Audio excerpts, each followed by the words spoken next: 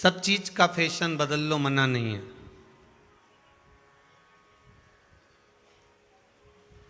हर एक चीज का फैशन बदलो, मना नहीं है। कपड़ों का, तुम्हारे श्रृंगार का, तुम्हारे घर का, तुम्हारे परिवार का, तुम्हारी डेंटिंग पेंटिंग जो भी है परिवार की, सब चीज का फैशन बदलो, मना नहीं। पर धर्म का, शास्त्र का, संस्कारों का और भगवान की भक्ति का कभी फैशन मत बदलना। वो एक जैसा रहना चाहिए, वो फैशन बदलने की जरूरत नहीं।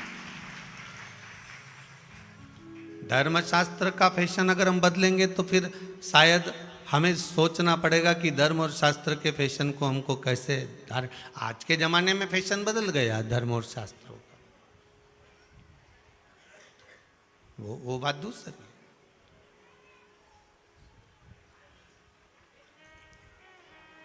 आपके रंग से, आपके रूप से, आपके सौंदर्य से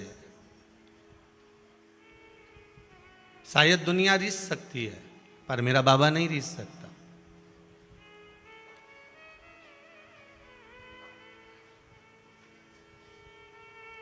बाबा अगर रीझेगा ना तो केवल आपकी भक्ति के बल पर रीझेगा।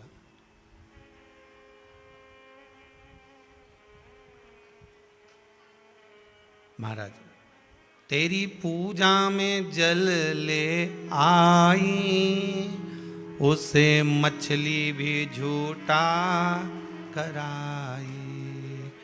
जल कैसे चढ़ाऊं भोले, कैसे रिझाऊं महादेवा, भोले कैसे करूं तेरी सेवा। वो परमात्मा की भक्ति में भगवान ये भी नहीं देख रहा कि मछली ने जल को झूठा कर दिया था। जिस दूध को हम बाबा पर चढ़ा रहे हैं वो दूध भी बछड़े ने झूठा कर दिया था। जिस शहद को हम चढ़ा रहे हैं वो मक्खी ने झूठा कर दिया था। जिस पुष्प को हम चढ़ा रहे हैं उसे भंवरे ने झूठा कर दिया था। जिस बेलपत्र को हम चढ़ा रहे हैं उसको इल्ली ने झूठा कर दिया था। हम कैसे कहें कि हम, जब इतनी झूठी झूठी सामग्री आप पर चढ़ रही है और आप खुश हो रहे हो इन सारी झूठी सामग्री से, तो मुझ जैसे झूठे को भी स्वीकार कर लो और बस उसको स्वीकार करके उसका भी कल्याण करो। मुझ जैसे झूठे को भी स्वीकार कर लो और कल्याण कर दो। बस संसार माना कि हम झूठे हों, माना कि हम कपटी हों, माना कि हम प्रपंची हों, पर हैं तो आपके बाबा, तेरे ही तो हैं। और संसार में अगर जन्म मिला है ना भाई, मृत्यु लोक में अगर हम पैदा हुए हैं ना, इस मानव के शरीर को यदि हमने पाया है, तो ऐसा कोई मानव नहीं संसार में जन्मा जिसने अपने परिवार को पालने के लिए झूठ नहीं बोला, कपट नहीं कराओ, बेईमानी ना करियो, छल ना कराओ। फिर भी अगर मधुमक्खी के झूठे शहद को आप स्वीकार कर सकते हो, बेलपत्री अगर इल्ली झूठी कर देती है तो आप स्वीकार कर सकते हो, गाय का दूध बछड़ा झूठा कर देता है तो उसको स्वीकार कर सकते हो, पानी मछली ने झूठा कर दिया उसको स्वीकार कर सकते हो, तो फिर हमको क्यों ना स्वीकार कर सकते। जिस दिन आपका दुख ना कटे ना, आपने सारे व्रत कर लिए, 16 सोमवार भी करा, मंगलवार भी करा, बुधवार भी करा, शनिवार भी करा, आपने जितने व्रत करे, सारे व्रत करने के बाद भी किसी ने बताया शनिवार कर लो, किसी ने बोला मंगलवार कर लो, किसी ने कहा पशुपति व्रत कर लो, किसी ने कहा ये कर लो, किसी ने कहा वो कर लो, आपने सब कुछ कर लिया। उसके बाद भी अगर आपका दुख नहीं कट रहा तो समझ लेना कि अब दुख कहीं नहीं कटेगा तो शंभू के दरवाजे पर कटेगा। अब मेरे को उसका दरवाजा नहीं छोड़ना। क्यों? क्योंकि वो सब झूठ को अगर स्वीकार कर सकता है तो मुझे क्यों ना कर सकता, मेरे पाप कर्म को क्यों ना स्वीकार करेगा।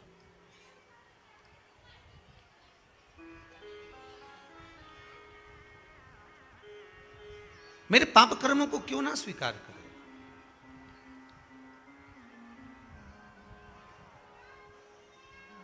महाराज,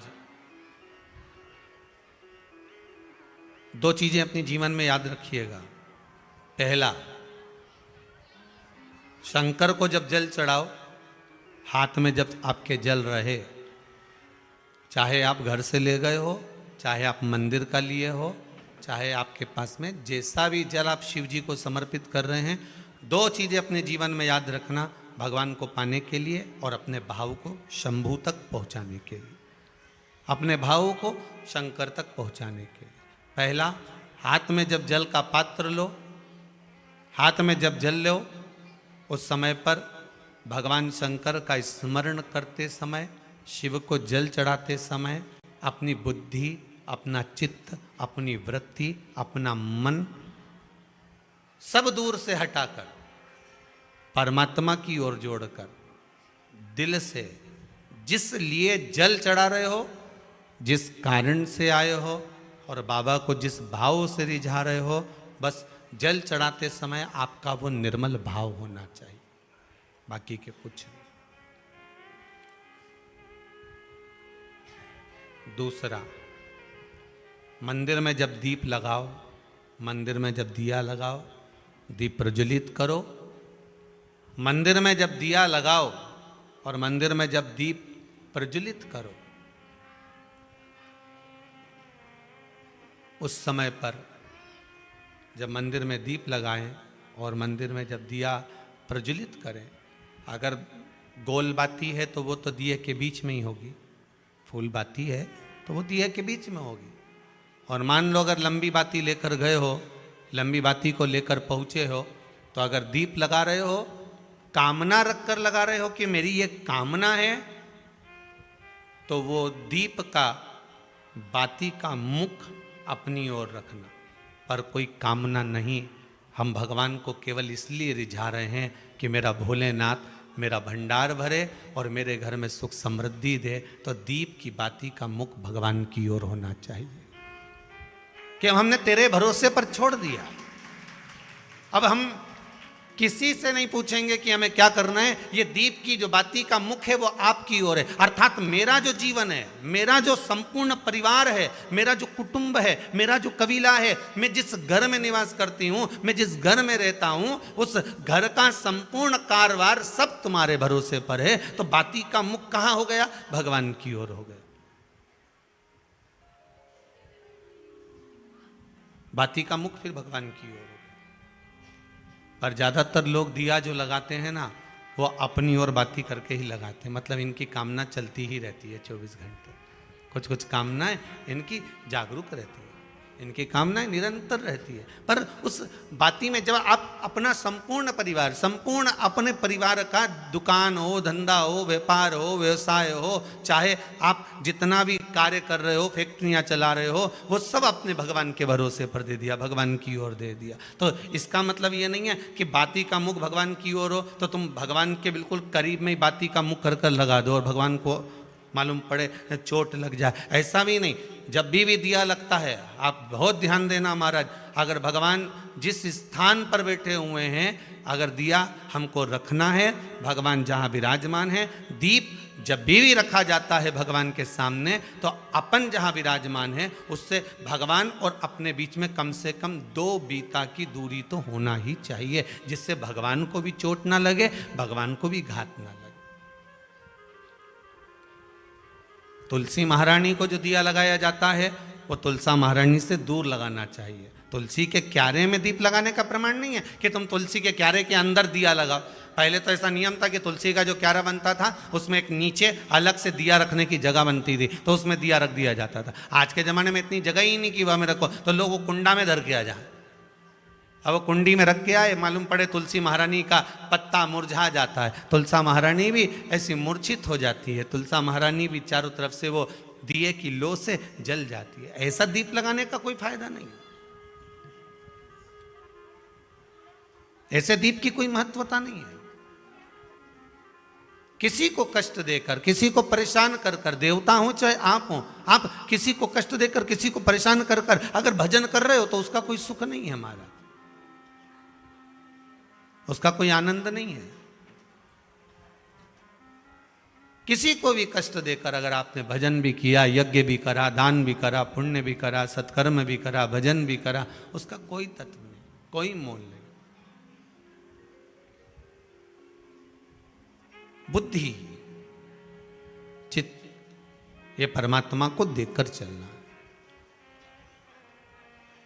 भीष्म पितामह बाणों की सैया पर पड़े थे और भगवान कृष्ण ने आकर भीष्म पितामह से कहा, पितामह आप अपने प्राणों को क्यों नहीं छोड़ते? भीष्म पितामह कहते हैं, प्राण तो मैं आज छोड़ दूं, पर घर में जब तक बेटी कुंवारी रहती है तो बाप कैसे मर सकता है, तुम बताओ। कुंवारी बेटी अगर घर में बैठी है तो पिता कैसे मर जाए? हमारे यहां तो कहते हैं, भीष्म पितामह कहते हैं कि जब तक घर में बेटी कुंवारी रहती है तब तक तो बाप तीर्थ करने भी नहीं जाता था। पहले का नियम था कि घर में बेटी कुंवारी बैठी है तो पिता कैसे तीर्थ जा सकता है? पहले बेटी के पीले हाथ करेगा, शादी करेगा, विवाह करेगा, उसके बाद तीर्थ जाएगा। तो मैं कैसे मर सकता हूं जब तक मेरी बेटी कुंवारी बैठी है? तो भगवान कृष्ण ने कहा, तुम्हारी बेटी है का? तुमने तो शादी नहीं करी है। भीष्म पितामह कहते हैं, कौन कहता है कि बेटी नहीं है? मेरी बेटी है और शादी करना चाहता हूं उस बेटी की। किसके साथ?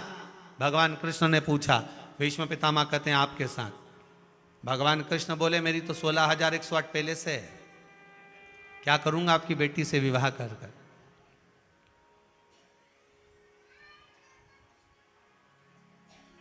क्या करूंगा विवाह कर कर?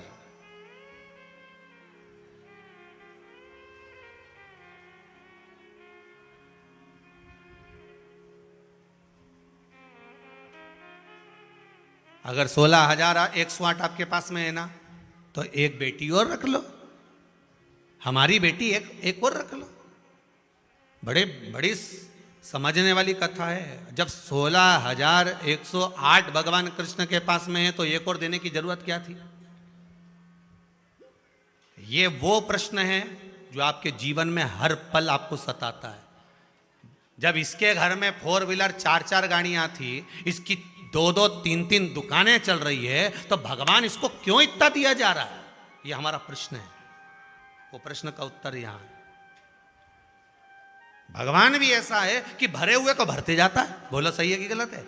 ये कई लोगों का प्रश्न है कि गुरुजी भगवान को तो देखो, जब उसके यहां देगा ना तो देता ही जाएगा, देता ही जाएगा। बेचारा गरीबड़े के घर में लड़की हो गई और बस सेठ के घर में लड़का हो गया, लड़की उधर हो जाती, लड़का इधर हो जाता।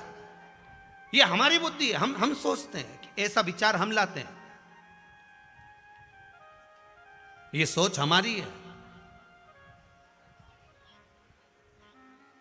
भगवान भी गजब करता है। बताओ, इसके यहाँ तो पहले इतना सारा था और मालूम पड़े 2 वेयर हाउस खोल दिए, ये दे दिया, वो दे दिया, मालूम पड़े पेट्रोल पंप लगा दिया, मालूम पड़े गाड़ियाँ दे दी, मालूम पड़े इतना दे दिया। आखिर भगवान समझ में नहीं आता, किसी गरीबड़े को भगवान क्यों नहीं देता? बताओ, उसके तो खूब सारा था, भगवान ने भरे भराए को और भर दिया। तो यही तो प्रसंग यहाँ आ रहा है कि भगवान भीष्म पितामह भगवान कृष्ण से कह रहे हैं कि तुम मेरी बेटी से शादी कर लो, और भगवान कह रहे हैं मेरे पास में जब 16,108 है तो मैं क्यों लूं? एक काम कर, किसी दूसरे से ब्याह कर दे, कुंवारा तो घना सारा पड़ा है, यही होगा ढेर सारा। तो इतने कुंवारे पड़े हुए हैं, तुम्हारी मर्जी पड़े उसके शादी करो, पर मुझसे क्यों करना? तो भीष्म पितामह ने कहा, कृष्ण जो 16,108 रानियों को अकेला साध सकता है, तो वो मेरी बेटी बुद्धि को भी साध सकता है। वो मेरी बुद्धि बेटी को साध सकता है। भीष्म पितामह कोई दूसरी लड़की की बात नहीं कर रहे, वो अपनी बुद्धि रूपी बेटी की बात कर रहे हैं। आप इसको साध लीजिए, मेरी बेटी बुद्धि के साथ में आप विवाह कर लीजिए। किसी दूसरे की तो बात ही नहीं चल रही है, बेटी की बात चल रही है। बस उसी तरह भगवान भरे हुए को क्यों भरता है? जिसको दिया जा रहा है उसको दिया ही जा रहा है, और जिसको नहीं दे रहा तो उसको रुलाया जा रहा है। क्यों? कोई भगवान से जाके पूछे तो सही, तो भगवान भी कह देते हैं तेरे को देने में दिक्कत नहीं है, दे दूंगा, मना नहीं है, बिल्कुल दूंगा, पर दिक्कत केवल इसी चीज की है कि मैंने तेरे को दिया, मैंने तेरे को दिया और तूने बर्बाद करना प्रारंभ किया।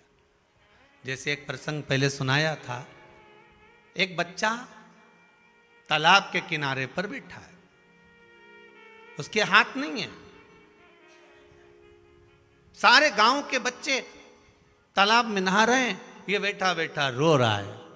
पार्वती जी ने शिव जी से कहा, भोलेनाथ सबके हाथ पैर हैं, इसके क्यों नहीं है बेचारे के, देखो कितना मन कर रहा है, रो रहा है, वो नहा नहीं सकता, तालाब में कूद नहीं सकता। पार्वती अपने को ब्रह्मा जी की लेखनी में ज्यादा गड़बड़ी नहीं करना, तुम तो चलो। पार्वती जी बोली ऐसे कैसे चलो, इसकी माँ 16 सोमवार के उपास कर रही है हाथ के चक्कर में।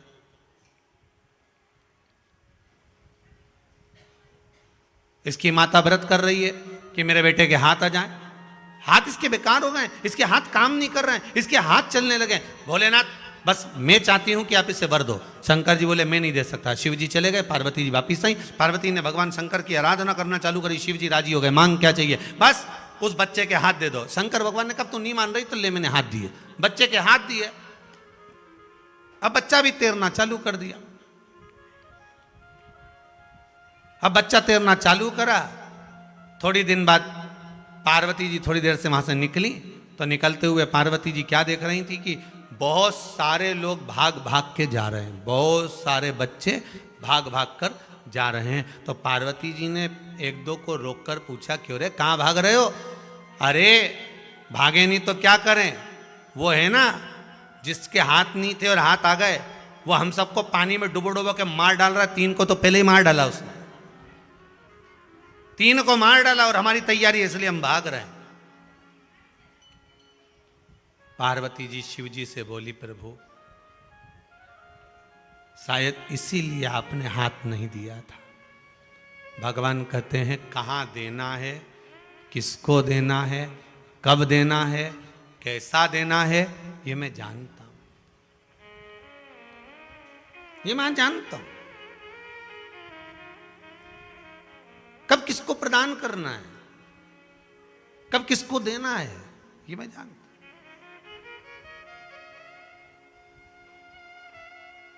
हम किस कामना से, एक पत्र में बड़ा सुंदर भाव लिखा है महाराज, देखिए।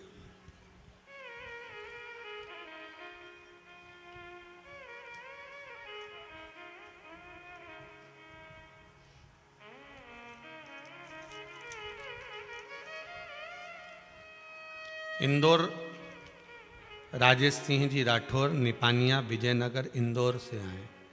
इन्होंने पत्र में लिखा है, आज 3 महीने के अंदर हम पुनः यहाँ आए।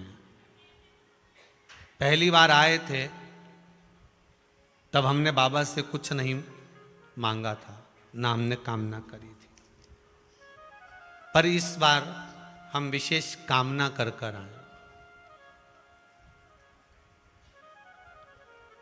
हमारी कामना केवल एक ही है कि देव अधिदेव महादेव कुबेर भंडारी से बस इतनी सी प्रार्थना है कि शिव महापुराण की कथा 2 साल के अंदर अंदर में भी करा लूं, बस उस कामना को लेकर। कामना है। अब इसने एक कथा के चक्कर में सब कुछ मांग लिया। बोलो सही है कि गलत है?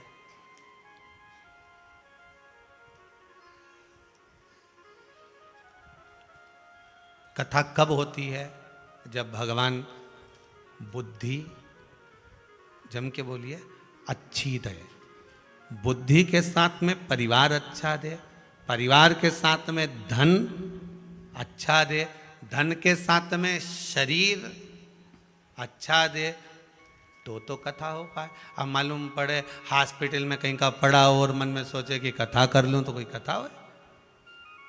एक चीज में सब कुछ मांग लिया, एक चीज। जैसे वो सावित्री नहीं थी,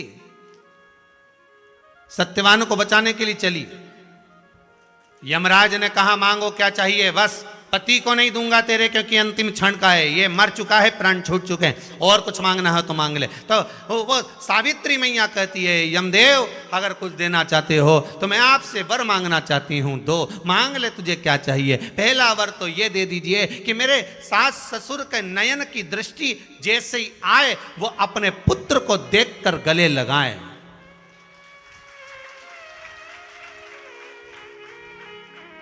और दूसरा वर यह मांगना चाहती हूं कि मेरा गर्भ जब ठहरे उससे पुत्र प्रकट हो, और वो पुत्र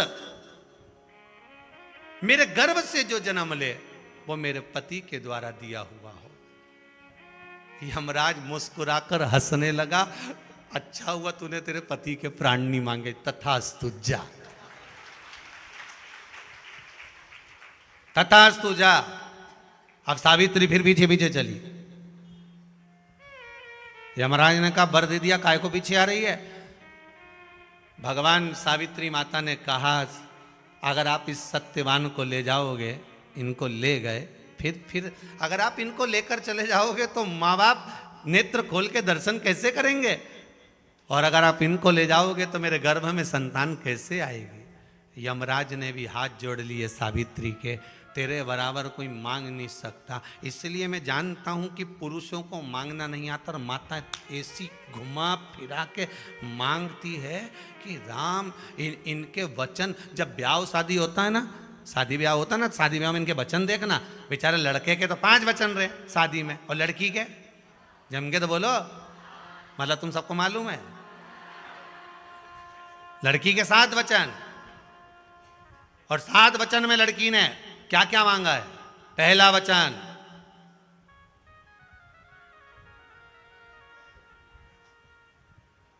जो भी कमा कर लाओगे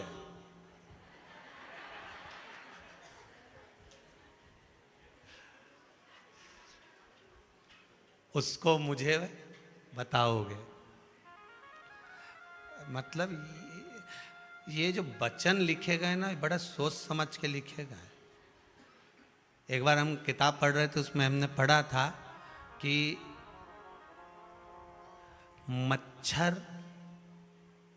कभी किसी व्यक्ति को नहीं काटता।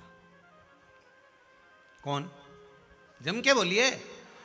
मच्छर कभी किसी व्यक्ति को नहीं काटता।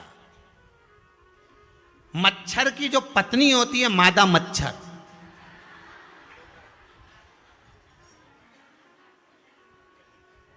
वो काटती है और वो ही खून चूसती है। अच्छा, तुम भी पढ़ लेना, किसी किताब में पढ़ना, भले नेट पे सर्च कर लेना कि मच्छर खून चूसता है, मच्छर काटता है क्या, तो कि मच्छर के बापड़े की इतनी हिम्मत ही नहीं कि काट ले। मच्छर में इतनी धमका के काटे। वो तो मादा मच्छर जो होती है ना, इसको मच्छर की वाइफ कह सकते हैं, मच्छर की पत्नी। मादा मच्छर जो होती है ना, वो काट। अच्छा, बेचारे ये 5 जो वचन पति ने मांगे, इसमें तो कुछ भी नहीं था, एकदम खाली खाली कागज। परंतु जो माताओं ने मांगे थे ना, 7 वचन, और तुम जो कमा के लाओगे मुझे बताओगे। पति बोला हो, कोई बात नहीं, बता देंगे, अपने का ही करना है, ठीक है। मेरे माता पिता का सम्मान करना। हाँ, अब जब वो वचन में बोल रही है कि मेरे माँ बाप का सम्मान करना, तो 5 वचन में से 1 वचन पंडित जी से निवेदन है, कम कर कर तू भी बोल दे कि तू भी इसके माँ बाप का सम्मान करना। वचन तो वचन है नहीं। जब वो तुम्हारे माँ बाप का सम्मान करने को तैयार है, पापा मम्मी कहता फिर है, ये मेरे मम्मी पापा हैं, मेरी धर्म पत्नी के माता पिता, वो तुम्हारे माँ बाप का सम्मान कर रहा है, तो एक वचन में 1 वचन लड़के की ओर से भी होना चाहिए कि मैं तुम्हारे माँ बाप का सम्मान करूंगा, पर मेरे माँ बाप का मान भी नहीं घटना चाहिए। सम्मान तुमको भी बराबर का करना पड़ेगा, आदर तुम्हें भी बराबर का करना पड़ेगा, सत्कार तुमको भी बराबर का करना पड़ेगा। मना नहीं करता हूं।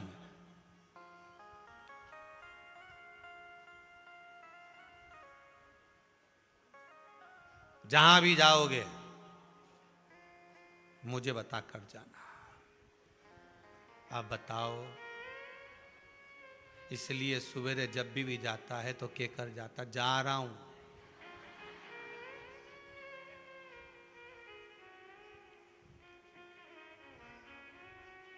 फिर अंदर से आवाज आती है, आते आते गिलकी लिया ना, अंदर से। जब भी फोन करा तो कुछ लाने के लिए करा।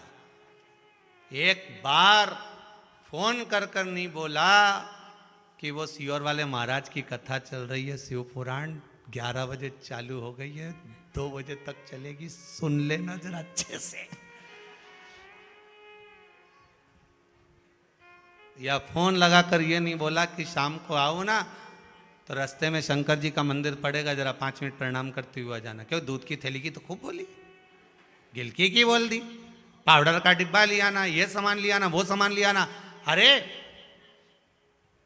सुदामा जी की धर्म पत्नी हमेशा कहती थी अपने पति से, जाओ द्वारका धाम जाओ, द्वारकाधीश के पास जाओ। उसको कहते हैं धर्म पत्नी, जो कहती है, ज्ञान देती है, साथ में निवेदन भी करती है कि द्वारकाधीश के दरवाजे पर जाओ। और एक आज की है, सुबह से उठकर बस एक ही बात कहती है, जाओ दूध की थैली ले आओ, बस जाओ सामान ले आओ। ये पर कभी नहीं कहती कि मंदिर जाओ, कभी नहीं कहती। अच्छा, कई माताएं कहती है वो जाएगा ही नहीं, तो नहीं जाए, ढाल तो बनाना पड़ेगा नहीं छत का, तब तो पानी इसके पाइप में जाएगा, तुम ढाल तो बनाओ।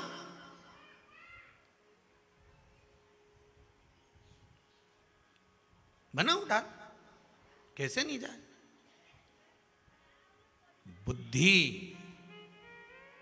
रूपी कन्या को भीष्म पितामह भगवान कृष्ण को दे रहे, जो समझ सकता है, जो जान सकता है, उसी को दिया जा सकता है।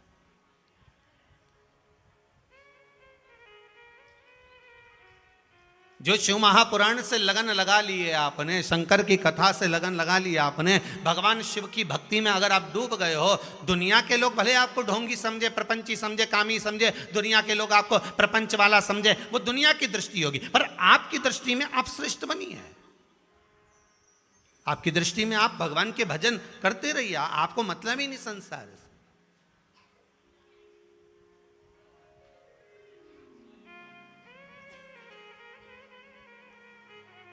बुद्धि नहीं बिगड़ना चाहिए। बुद्धि अगर श्रेष्ठ है तो किसी ने कहा, गुरुजी एक जगह कथा में कह रहे थे कि बुद्धि नहीं बिगड़ना चाहिए, तो कहा महाराज जी ये बुद्धि बिगड़ती क्यों है? तो हमने कहा बुद्धि का भी काम है। जैसे माताएं रजोधर्म में आती हैं, 7 दिन काम नहीं करती हैं, उनका स्पर्श नहीं किया जाता है, उनको छुआ नहीं जाता है, वो पूजन की वस्तु को नहीं छूती हैं रजोधर्म के समय पर। भले आज का फैशन बदल गया हो, आजकल सब पढ़े लिखे हो गए, ज्यादा पढ़ गए, सब कुछ पढ़ा उन्होंने, पर महाभारत नहीं पढ़ी। अगर एक बार महाभारत पढ़ लेते और पढ़ा हुआ वेद व्यास जी का संबोधन पढ़ लेते कि केवल द्रौपदी रजस्वला धर्म में थी, और द्रौपदी रजस्वला धर्म में थी, और वो गया दुशासन और द्रौपदी का केश पकड़ कर लेकर आया। 3 दिन का रजो धर्म था, द्रौपदी का केश पकड़ कर लाया। उसी समय पर वेद व्यास जी ने महाभारत में लिख दिया कि रजस्वला नारी का स्पर्श करा है, अब पूरा कौरव वंश मिट जाएगा। केवल स्पर्श कर लेने पर कौरव वंश नष्ट हो गया रजो धर्म के भीतर। अब जो समझदार थे तो सास उन भी कह देती है, पुराने घर में बूढ़ी बूढ़ी माताएं कह देती है, कम से कम 7 दिन का नहीं मानो तो 5 दिन का तो मानो रे, मत छुओ वस्तु को, मत जा रसोई घर के अंदर, मत स्पर्श कर। पर माने तो हम तो पढ़े लिखे, डेंटिंग कौन सुने तुम्हारी?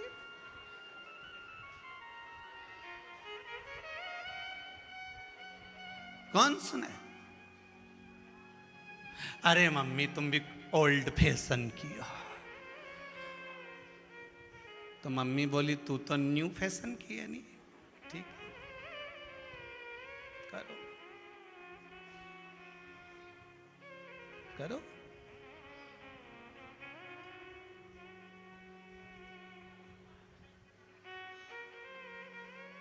तो कहा गुरुजी ये बुद्धि भी बेकार हो जाती है, क्यों नहीं होती? जैसे नारी रजो धर्म में आती है, उसी तरह बुद्धि भी रजो धर्म में आ जाती है। कभी कभी हमारी बुद्धि बिगड़ जाती है, और बुद्धि बिगड़ती है तो काम बेकार कर जाती है। कई लोग कहते तुम तो इतने समझदार होकर तुमने ऐसा कैसे कर दिया? अरे पूछो ही मत साहब, अब क्या बताऊं, मेरे ना जाने हमारी बुद्धि कहाँ चली गई थी। मत बुद्धि कहीं नहीं गई थी, बुद्धि तो वहीं थी, पर वो 7 दिन की छुट्टी थी। बुद्धि भी रजो धर्म में थी, और उस रजो धर्म में बुद्धि का प्रयोग कर लिया, इसलिए गलत काम हो गया। अच्छे से अच्छा समझदार से समझदार व्यक्ति, विद्वान से विद्वान, अच्छा विद्वान से विद्वान होकर भी अगर बुद्धि विवेक गड़बड़ चल रहा है तो दो चार दिन 5 दिन थोड़ा सा सावधान रहना। 5 दिन जैसे रजो धर्म की नारी 7 दिन में ठीक हो जाती, बुद्धि भी 4-5 दिन में ठीक हो जाती। जैसे तुम्हारी बुद्धि काम नहीं करे नहीं तो बात को टाल दो। मैं सोच के बताऊंगा, कल तक बताता हूँ, कल भी टाला। क्यों साहब तुम जवाब नहीं दे रहे साहब? संबंध के मामले में इतनी जोरदार छोरी है, इतना जोरदार छोरा है, तुम तो बताएं। बस परसों तक बता दूंगा। जो थोड़ा बुद्धि सोचना, अच्छे से सोचना, विचार करना। कुछ काम अगर गड़बड़ हो रहा है और तुम्हारा मन नहीं कर रहा ना, बता देती है बुद्धि। बुद्धि जब रजो धर्म धारण करती है तो वो भी बता देती है। जैसे नारी रजो धर्म धारण करती है तो वो भवन से बाहर हो जाती है, कक्ष से बाहर हो जाती है। तो बुद्धि भी कहती है कि जब मैं रजो धर्म में आती हूँ थोड़ा सा व्यक्ति का स्वभाव चिड़चिड़ा कर देती हूँ। जब मैं रजो धर्म में आती हूँ तो व्यक्ति को क्रोध उत्पन्न करने लगती हूँ। जब मैं रजो धर्म में आती हूँ तो व्यक्ति को नींद उड़ा देती हूँ। जब तुम्हारे साथ भी ये 3 चीजें होने लगे, समझ लेना तुम्हारी बुद्धि ठीक नहीं है। तब क्या करना है? रजो धर्म आने पर नारी क्या करती है? कोई वस्तु को छूती है नहीं, अकेली बैठी रहती है। बस बुद्धि का जब रजो धर्म आए, तुम भी अकेले बैठकर श्री शिवाय नमस्तुभ्यम, श्री शिवाय नमस्तुभ्यम, श्री शिवाय नमस्तुभ्यम। फिर किसी का फोन आए, सब जवाब नहीं दे रहा, बस कल मैं विचार कर लूँ साहब फिर बताता हूँ। फिर कल फिर फोन आएगा। मतलब जब बुद्धि गलत काम करवाने वाली रहती है ना तो वो जान कर करके उपत के बात आती है, ले कर ले ऐसा, ले कर ले वैसा। अरे 5 लाख का काम है, इसमें कमाई है, सिग्नेचर तो कर। बस बुद्धि गड़बड़ चले नहीं, मन गवारा नहीं करे, चिड़चिड़ हो रहा हो, क्रोध आ रहा हो और ये मन में आ जाए तो 3 चीजें सामने नजर आ जाए तो सोच लेना अभी थोड़ा रुक के करूंगा। रुक जा, फिर फोन करेगा, क्यों साहब कर दिया क्या, सिग्नेचर हो गए क्या? बस अभी थोड़ा विचार कर लो, सौदा टल जाएगा, इतना जोरदार सौदा नहीं मिलेगा, बस 2 दिन और रुक जा, बताता हूँ। बताने में 5 दिन निकाल दे। फिर ठंडे दिमाग में जब मन में बहुत प्रसन्नता हो, अच्छा लगने लगे, समझ लेना कि बुद्धि ठीक हो गई है। तब निर्णय पर पहुंचना, रिजल्ट सही आ जाएगा, सामने प्रस्तुत हो जाएगा। बुद्धि को जब क्रोध आए, जब चिड़चिड़ प्रवृत्ति आ जाए, तब समझ लेना कि बुद्धि काम नहीं कर रही, मतलब ये रजो धर्म से हो गई। अब हमें इसको थोड़ी देर के लिए एकांत छोड़ना है, छोड़ दो और उसको भजन करने। इस बुद्धि को जितना भजन में लगाओगे ना उतनी। देखो बुद्धि बिगड़ी किस किस की बिगड़ी? बुद्धि बिगड़ी किसकी? भीष्म पितामह ने दुर्योधन के घर का अन्न खाया, जैसा खाया अन्न वैसा हो गया मन। बलराम जी ने दुर्योधन के घर का अन्न खाया और वो अन्न का असर कहां दिखा? श्री बलराम जी के पास में सूचना आई कि नैमिषारण्य में 88,000 ऋषियों के साथ में श्री सूत जी महाराज कथा कह रहे हैं और बलराम जी उस कथा में पहुंच गए।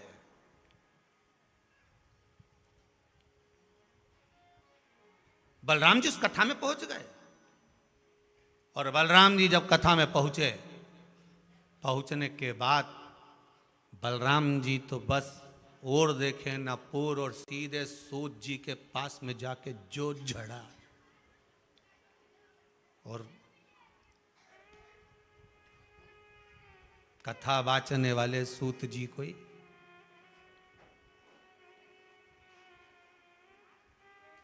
हाहाकार मच गया चारों तरफ।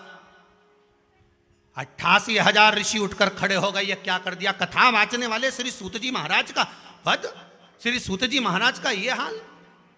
88,000 ऋषि उठ के खड़े हो गए, पूरा ब्रह्मांड हिल गया, हाहाकार हो गया, पूरा नैमिषारण्य हिल गया। ये क्या कर दिया बलराम जी ने? इतने समझदार होकर, शेष जी के अवतार होकर, भगवान होकर ये क्या कर गए? आखिर हुआ कैसे? बलराम जी से पूछा आपने ऐसा क्यों करा?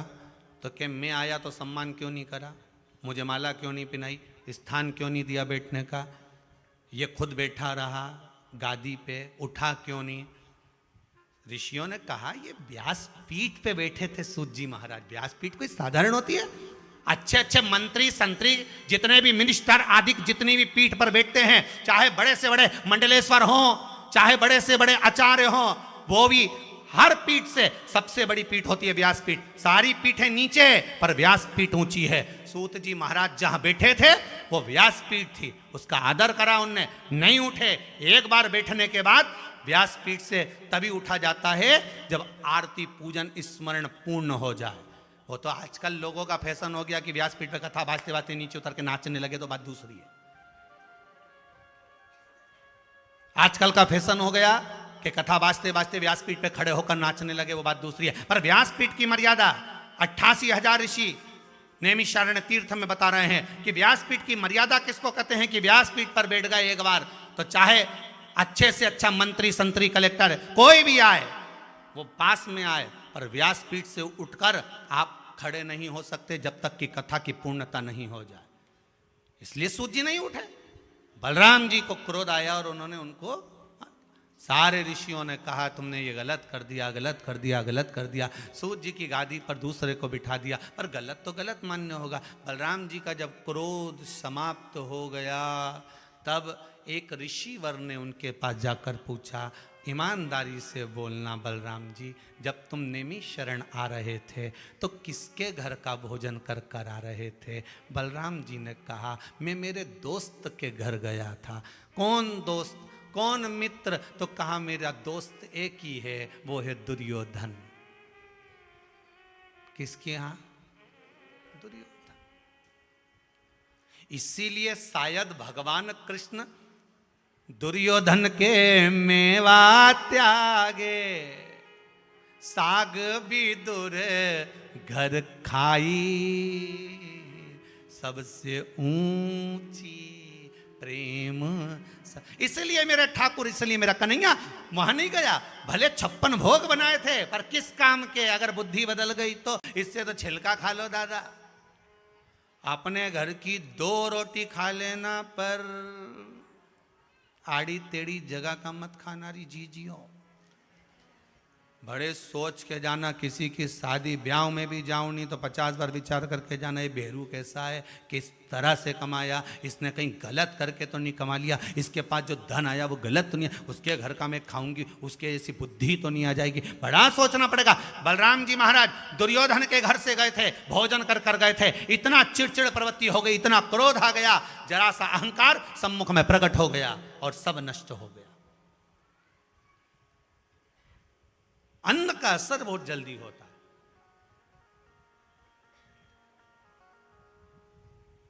भोजन तो आप जब कुबेरेश्वर आएंगे ना तो पूरे मेन रोड पे, ये कुबेरेश्वर धाम तो थोड़ा सा अंदर है, पर मेन रोड पर पूरे इंदौर भोपाल रोड पे तो ढेर सारा ढाबा पड़ा है, होटल पड़ी, तुम खूब खाओ, कौन मना करे। और कुबेरेश्वर धाम में आने के बाद भले दाल पतली मिले, कड़ी में भजिया नहीं मिले, मान लो भले रोटी पूड़ी जो मिले, चावल दाल जो मिले, पर खाना वहां का जहां का खाकर जाओ तो पूरे रास्ते श्री शिवाय नमस्तुभ्यम गाते गाते जाओ। अन्न वहां का पाकर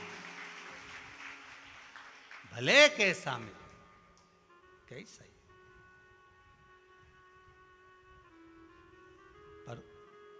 उसका भाव दूसरा होता है, उसका रस तत्व दूसरा होता है।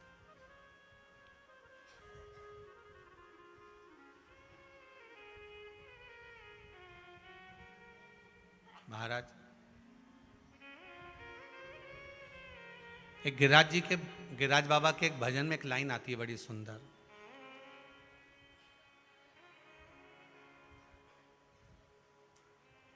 कि 5 रुपए की 5 जलेबी।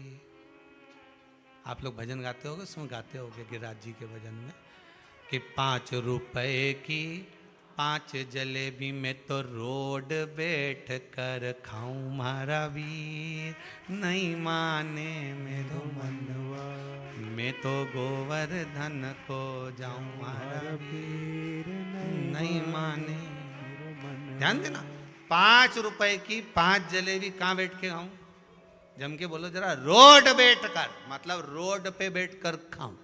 तो कहीं इसके कुर्सी नहीं मिली या कहीं दूसरा होटला नहीं मिला, और रोड वेट कर मतलब रोड पर क्यों? क्योंकि इस रोड की रज में मेरे गोवर्धन नाथ जी के चरणारविंद की रज भरी पड़ी होगी। जब मैं बैठ कर खाऊंगी, जलेबी चाशनी की है, हवा लगेगी, उसमें से रज उड़ेगी, जलेबी में चिपकेगी, वो मेरे भीतर जाएगी और मेरा कल्याण कर जाएगी। जब एक रज का टुकड़ा ब्रजवासियों का कल्याण कर सकता है तो मेरा क्यों नहीं कर सकता?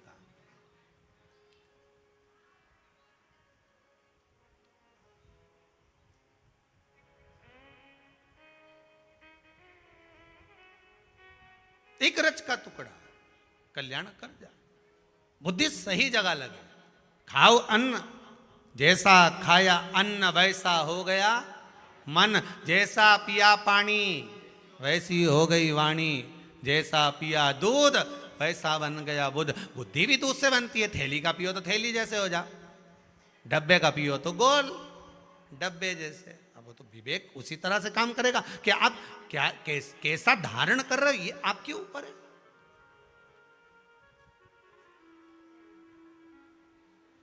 आज के जमाने में तो जरा सी देर बच्चा रुआया, इन्होंने बैग में से बोतल निकाली और इनने पकड़ा दी, ले पीता है।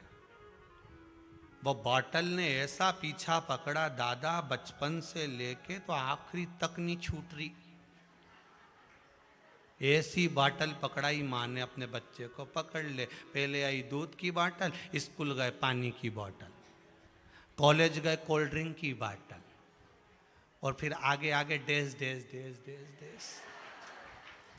अब तुम समझ जाए, इतना तो कहने की जरूरत ही नहीं है, उतने में तो तुम सब समझ जाते हो। बोलना अब इतनी कथा 2-3 साल से तुम लगातार सुन रहे हो तो फिर उसका फिर मतलब ही क्या? अगर कथा पूरी बात दे तो तुम्हें समझ में आ जाए, उतना में तो तुम सब समझदार, छूटे ही नहीं।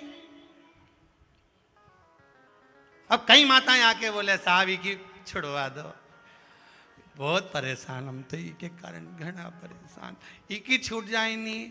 तो हमने कहा ये बताओ कि जब ये पैदा हुआ था तो ई के दूध काय से पिलाया, चम्मच से कि बोतल से? कि बोतल से पिलाया। बस तो हमने कहा बोतल तो तुम ही नहीं पकड़ाई, अब आखिरी तक छूटे कैसे? पहले की माताएं छोटी सी कटोरी, छोटी सी चम्मच, गोदी में लाला और कपड़ा लगाया मुंडा पे, बोलो सही है कि गलत है? ऐसा मुंडा पे कपड़ा मपड़ा लगा के चम्मच से गुटखा, चंदा मामा दूर के हुआ पकाए पूर के, पहले गाती जाए दूध पिलाती जाए। आज का ज़माना में तो दूध की बोतल पकड़ा दे और बढ़िया गाना वाना लगा के ये पलंग पे पड़ा पड़ा बोतल से पीता रहे और ये धागा से नोचती रहे। अब कहीं करेंगे छोरा छोरी, करे क्या ये, कहीं करे बस।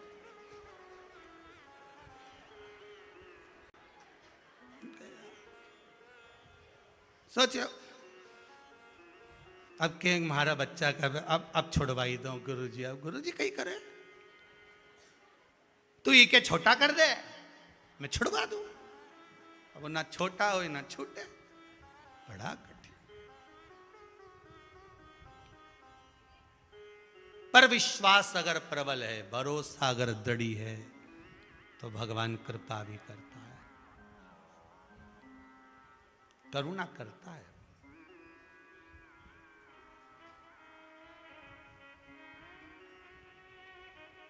महाराज बुद्धि श्रेष्ठ होना चाहिए। जरा सा अन्न खाकर चले थे और नैमिषारण्य जैसे तीर्थ में पहुंचकर गड़बड़ी कर दी। नैमिषारण्य जैसे तीर्थ में जाकर गड़बड़ी कर,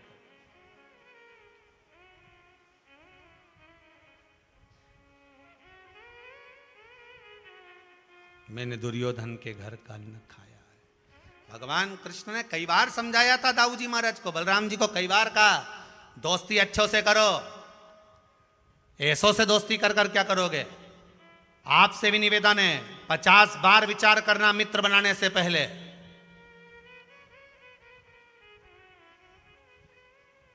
पचास बार विचार करना मित्र बनाने से पहले। दोस्ती किसके साथ कर रहे हो, किसकी संगत में बैठ रहे हो, किसके साथ रह रहे हो, 50 बार विचार करिए। दाऊ जी महाराज बोलते थे, कन्हैया तू छोटा है, तू नहीं जानता। भगवान कृष्ण कहते थे, दाऊ दादा मैं सब जानता हूँ कि ये बलराम जी, मैं सब जानता हूँ कि ये दुर्योधन किस किस कितना किस क्वालिटी का है, इसका व्यवहार क्या है। अरे कन्हैया तू अभी मेरे साथ गया नहीं है, एक बार दुर्योधन के यहाँ चल तो सही, मेरी राज सत्ता देखना। जैसे ही जाऊं ने सामने दासियां चवण डोलाए, सिंहासन खाली हो जाए और मेरे पांव दबाए दुर्योधन, तूने देखा क्या है, 100 की 100 भाई मेरे आगे पीछे घूमे। हो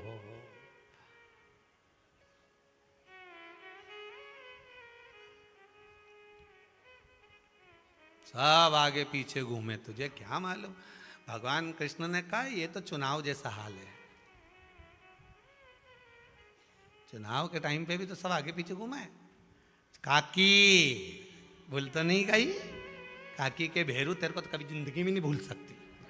जा उधर, वैसे को सब मालूम है, जब मैं जाति प्रमाण पत्र बनाने आई थी वहां से 500 रुपये लिया था। आवा तू काकी भूल तो नहीं गई, काकी का कहीं नहीं भूलूं, याद 6 साल पहले का, तू चिंता मत कर जे मारे।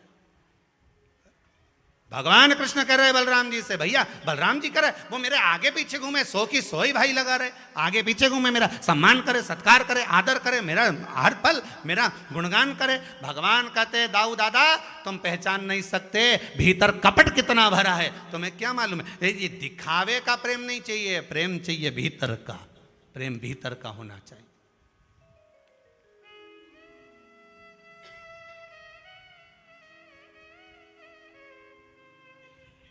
अब दिखावा तो सभी दूर होता है, छोरा छोरी का शादी करो जब कितना दिखावा हो साहब। हमारी छोरी जैसी कहीं छोरी नहीं होगी राम जी, इतनी जोरदार, सब पढ़ाई मढ़ाई करी इसने, रोटी वोटी बनाना आती, बना भी लेती खा भी लेती।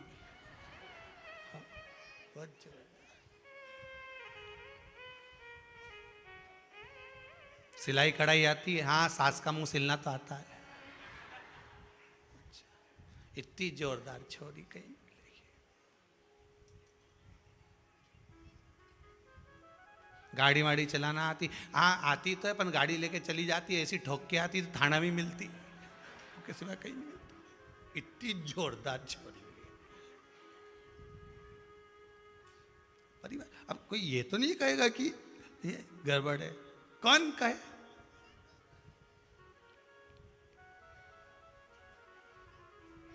कोई दे तो उसको, साहब इतना जोरदार कपड़ा है, 42 रुपये मीटर का है, हाँ ऐसा जोरदार कपड़ा कहीं नहीं मिलेगा, बहुत जोरदार है, बहुत जोरदार, दिख भी अच्छा रहा, अब दिखने में तो अच्छा है, ले भी लिया उसने और के उसने दे भी दिया ने। उसके बाद जब वो लेके गया जोरदार जोरदार जोरदार करके, और एक बार कपड़ा के ने जो धोया, लेके गया था 3 मीटर, बचा 1.5 मीटर।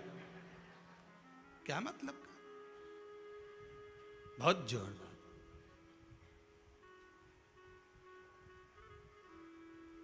दिखावा ना करिए, मेरे शंभू को दिखावा प्रिय नहीं।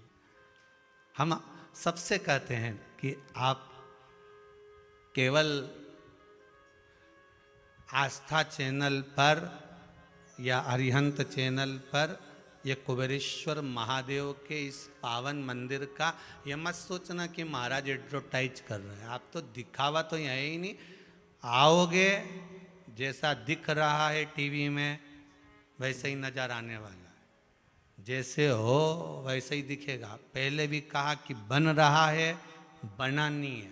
मंदिर में शंकर जी नहीं है तो नहीं है, कंकड़ में शंकर है ये पक्का है, और ये विश्वास आपका है ये पक्का। क्या व्यवस्था,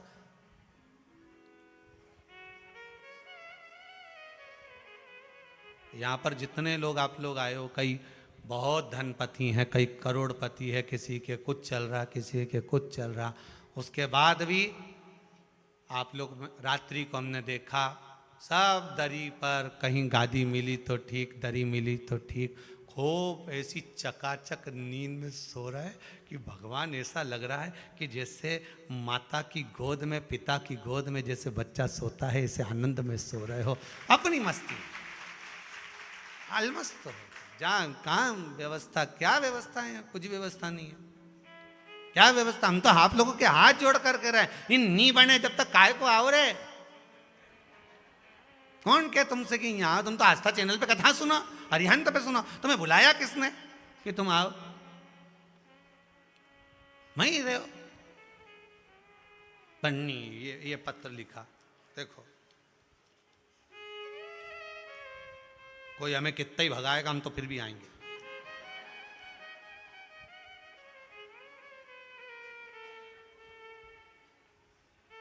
एक दिल्ली से रेणु गुप्ता ने पत्र लिखा है। कहीं बैठी है रेणु गुप्ता दिल्ली वाली? तो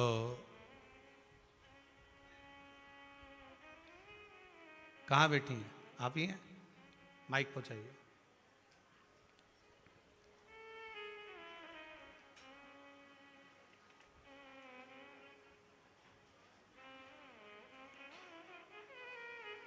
पीछे बढ़ा दो माइक जल्दी। रेणु जी गुप्ता दिल्ली से आई हैं। इन्होंने लिखा है, गुरुजी रुद्राक्ष महोत्सव में आई थी मैं, बाबा ने इतना दे दिया मेरे को, पशु प्रति व्रत का भी स्मरण किया। श्री शिवाय नमस्तुभ्यं। श्री शिवाय नमस्तुभ्यं। गुरुजी मैं रुद्राक्ष महोत्सव में आई थी। कहाँ से आए हैं आप? दिल्ली से आई हूँ। दिल्ली से आए। मेरे को बाबा ने बहुत मेरे छोटे छोटे काम कर दिए। बाबा ने कर दिए? बाबा ने काम? 3 साल से मेरा बेटा मेरे से नहीं बोलता था, घर का खर्चा भी नहीं देता था। मैंने पशुपति नाथ का व्रत करा, दूसरे व्रत ने दरवाजे पर आके कर, अब खर्चा भी देता है। बधाई बहुत बहुत बाबा की। कम से कम मैंने 700 बंदे जोड़े हैं अपनी साथ में। 700 बंदे जोड़े मैंने आपके उसमें। जी जी। हर कोई आपकी कथा का दीवाना हो गया। जिसको भी मैंने पशुपति व्रत बताया ना, उसके पहले व्रत में काम हो गए। गुरु बाबा की कृपा है, बहुत बहुत साधु बात है। बैठिए आप लोग। जाओ। श्री शिवाय नमस्तुभ्यं। यही बाबा की कृपा, आपका भाव, आपकी निर्मलता।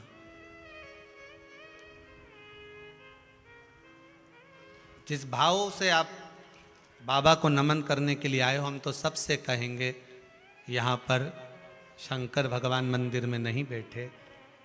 आप सबका सहयोग जो मिल रहा है, बस ये जरूर है कि मंदिर शीघ्र से शीघ्र बने और बाबा जल्दी से जल्दी बैठे। हम तो बाबा से यही निवेदन कर सकते हैं। पर जिस विश्वास को लेकर, जिस आस को लेकर आप पहुँचे हो, इतना विश्वास तो मुझे मेरे कुबेर भंडारी पर है कि इस भूमि से कोई खाली नहीं गया। 3 महीने में वापिस आया। आना तो पड़ेगा।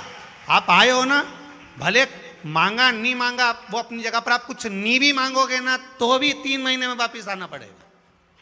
भले पड़ोसन जा रही होगी तो उसके साथ आ जाओगे, पर आना तो पड़ेगा। वो 3 महीने में बुला ही लेता है। ना कोई बेल है, ना कोई भभूति है। और हम भी कहीं आपसे कोई बात नहीं करते, आपने देखा होगा।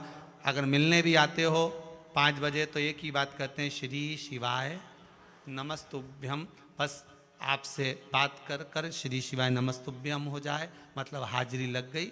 अपने अपने घर जाते जाओ, आनंद करते जाओ, भगवान का भजन करते जाओ। हो गया बाबा का नाम।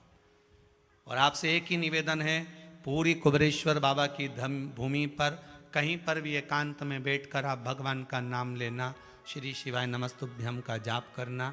एकांत में बैठकर बाबा से बात कर कर जरूर जाना। भले वो भूमि पर नहीं दिख रहा होगा, पर इतना विश्वास जरूर है कि हर जगह वो आपको नजर आएगा। हर जगह। ये एक पत्र में लिखा, एक बहन ने कहीं से आई होंगी,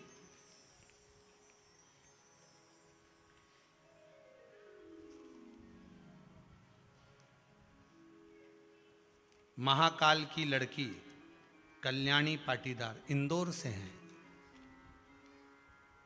कहाँ बैठी हैं कल्याणी जी? कल्याणी पाटीदार इंदौर से हैं। आपने पत्र में लिखा है, दिख रही हैं क्या कहीं? अच्छा पीछे हैं उधर, ठीक है। 24 दिसंबर 2020 को पहली बार कथा सुनी थी आपने। जीवन में कभी किसी की नहीं सुनी, पर शिव महापुराण की कथा जो मिली है वो श्रवण करी। 5 पशुपति व्रत करे। अच्छा, आप ही हैं? एक बार हाथ हिला दो जरा। बहुत बहुत साधुवाद है, आपका पत्र बड़ा सुंदर आपने लिखा है, बहुत बहुत साधुवाद। आपने लिखा है 5 पशुपति व्रत में मेरा दूसरा ही सोमवार था और बाबा ने ऐसी कृपा कर दी कि मैं उनको जिंदगी भर नहीं भूल सकती हूँ।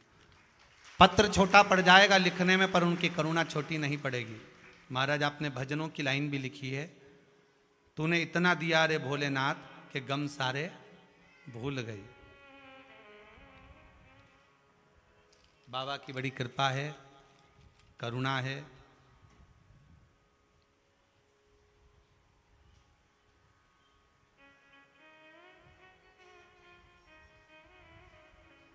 बड़ा भाव अपने वर्णन करा है।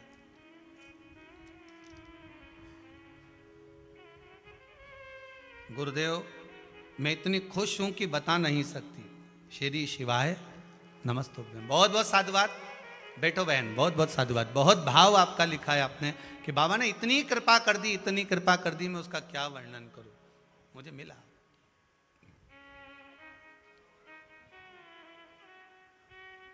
बस वही भाव रखकर आप लोग आए हैं, शिव कथा सुन रहे हैं। बाबा से निवेदन है, बाबा आपकी मनोकामना पूर्ण करे। उसका मिलन, शिव की एक भक्ति आपके हृदय में जरूर जागृत हो। बाबा कुबेर भंडारी आपके हृदय में अवश्य विराजमान। तेरा ही दिया मैंने खाया पिया है, तेरा शुक्रिया है, तेरा शुक्रिया है। मुझे भोले बाबा ने बहुत दे दिया है, तेरा शुक्रिया है, तेरा शुक्रिया। महाराज, लोग कहते हैं कि मंदिर जाओगे, दर्शन करोगे, तब दुख कटेगा। शिव महापुराण में वेद व्यास जी लिखते हैं कि भगवान के दरवाजे पर जाने का मन में भाव आ गया तो समझ लो दुख तो उसी दिन से कटना प्रारंभ हो गया, तकलीफ उसी दिन से कटना प्रारंभ हो गई। जिस दिन तुम्हारे मन में ये आ गया कि मुझे मंदिर जाना है, जिस दिन तुम्हारे मन में आ गया कि मुझे शंकर के दरवाजे जाना है, जिस दिन तुम्हारे मन में आ गया कि मुझे भगवान की कथा में, शिव कथा में, शंकर के अनुमोदन में, शिव महापुराण में जाना है, मन में आ गया, वो दे दिया, वो प्राप्त हो गया।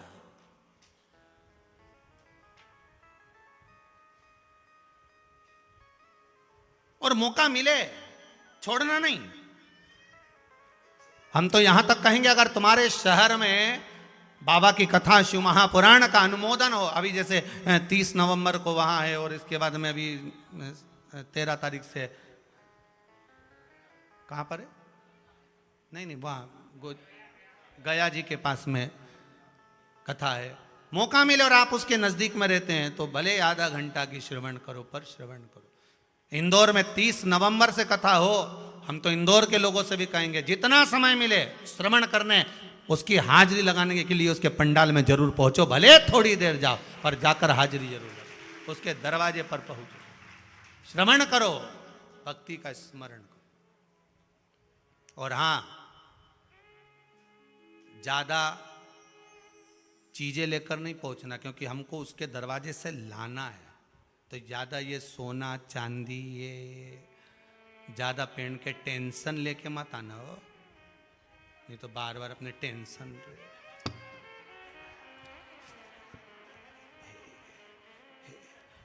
टेंशन लेके अपना कथा मतलब नहीं सुनना हो। तो गाड़ी में भी आओ नहीं तुम इंदौर में कथा सुनने के लिए, तो चप्पल भी गाड़ी में छोड़ी दीजिए, काय का टेंशन, अपनी गाड़ी में ही धरी सो। तो कथा बिल्कुल निर्भज्ञ होकर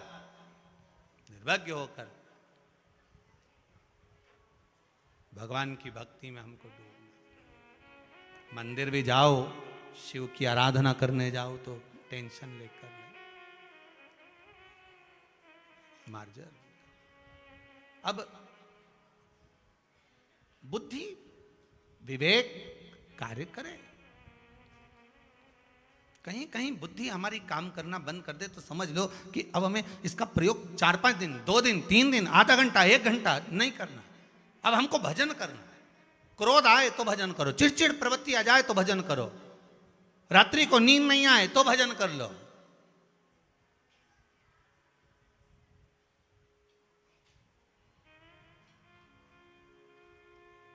पर घर वालों को बता के करना कि रात को मेरे को नींद नहीं आ रही तो भजन कर रही हो, इसमें भी गड़बड़ी हो जाती है।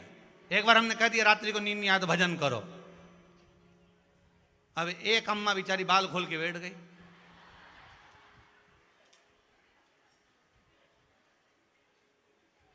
सब दूर की लाइट बंद। अब हमने ये नहीं किया, हम तो ये बोले थे कि भजन करो, हमने ये थोड़ी ना किया था कि हाल में जाके बैठ जा। अब वो तो सब दूर की लाइट बंद, कमरे में से दरवाजा मरवाजा खोल के हाल में सोफे पे बैठ गई, भजन कर। अब कोई उठा होगा रात के बेचारा,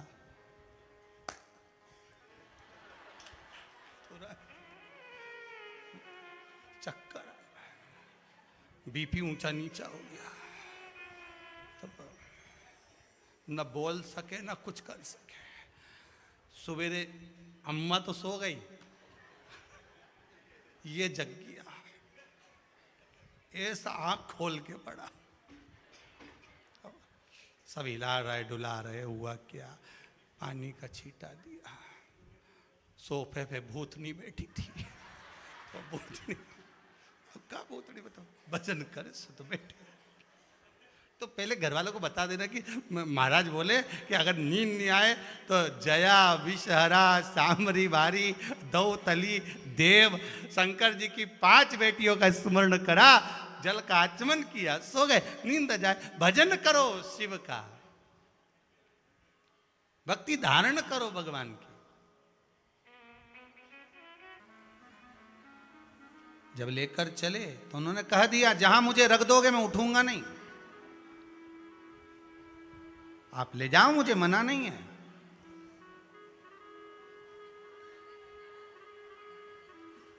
पर जहां रखोगे मुझे, मैं वहां से हिलने वाला नहीं हूं। थोड़ा सा अहम, थोड़ा सा, ज्यादा नहीं, मात्र थोड़ा सा।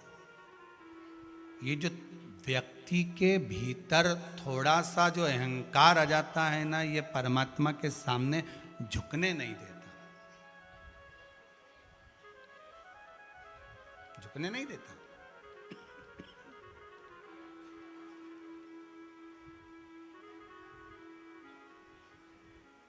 हमारा अभिमान, हमारा अहंकार हमें परमात्मा की ओर लेकर नहीं जाता। किसी किसी को विद्वत्ता का इतना अहंकार हो जाता है, मेरे पास में मैं इतना विद्वान, मैं इतना विद्वान, मैंने ये पढ़ा, मैंने ये पढ़ा, मैंने वो पढ़ा, कोई नहीं जानता मेरे विद्वत्ता को। ये अहंकार, लंकाधिपति रावण भी कहता था कि मेरे बराबर कोई नहीं, पर अहंकार चला कहां।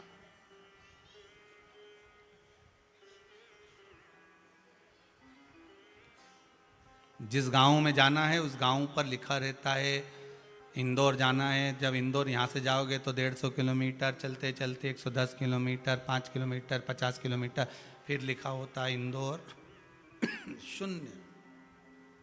क्या लिखा रहता है? 0। सीहोर जाना है 8 किलोमीटर, सीहोर पहुंचे तो क्या लिखा होगा? 0। मतलब आप सीहोर में पहुंच गए, 0 आ गया, समझ लो आप वहां तक, मंजिल तक पहुंच गए हो।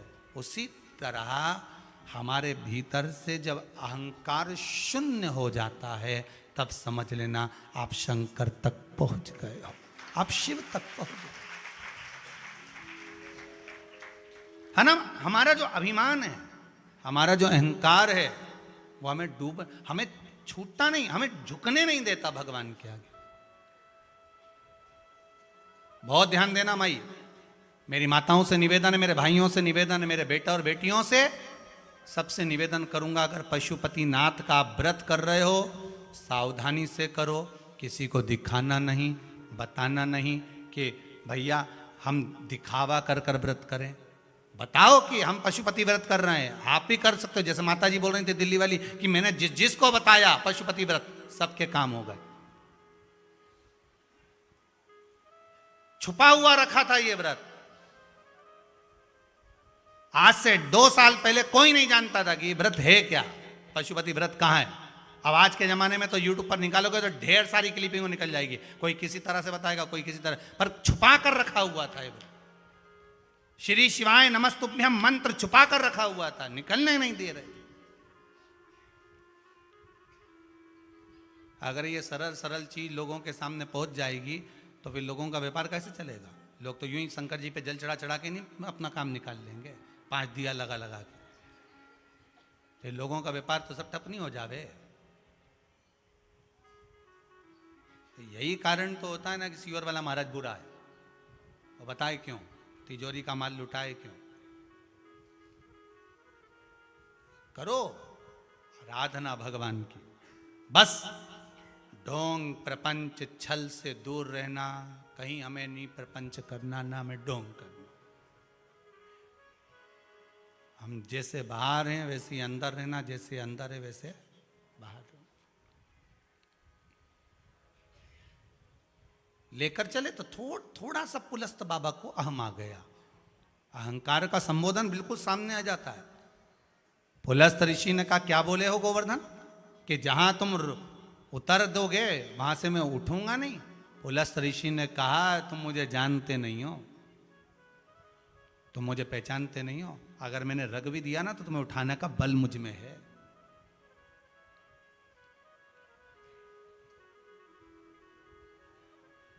अभी तुमने मुझे जाना कहां है। फिर वही बात आ गई, मैं दिखाऊंगा कि मैं हूं क्या, मेरा समय आन दे, बताऊंगा मैं कि मैं हूं कौन। ये व्यक्ति का अहंकार है।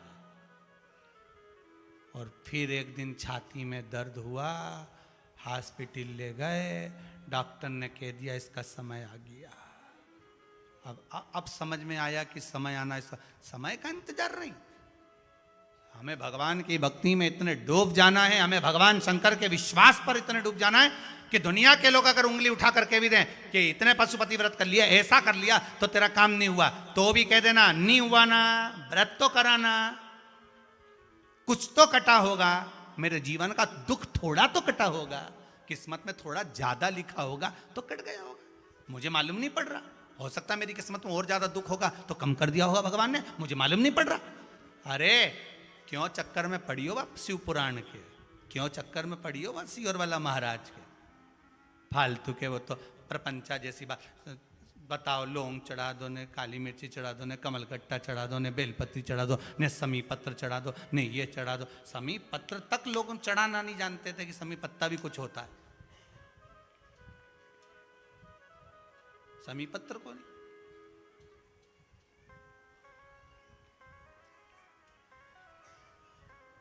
चढ़ाओ भाव से चढ़ाओ, दिखावा कर कर नहीं हमें कुछ चढ़ाना। पुलस्त बाबा ने एक संबोधन कह दिया, तुम मुझे जानते नहीं। और शिव महापुराण की कथा कहती है जब शंकर के दरवाजे पर जाना, जब शिव के मंदिर में जाना, शिव कथा में जाना, शंकर के अनुमोदन में जाना तो शून्य होकर जाना।